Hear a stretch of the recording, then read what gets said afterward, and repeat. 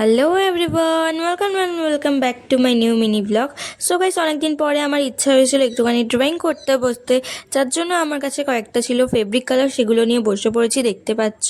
And ফার্স্টে আমি একটা ড্রাফট স্কেচ করে নিচ্ছি। অ্যান্ড আমার ড্রয়িং তো ভালোই লাগে, বাট ওর থেকে বেশি কিন্তু আমার ডিজাইন করতে খুব ভালো লাগে, যার জন্য আজকে আমি একটা কলকা ডিজাইন করছি, দেখতে পাচ্ছ।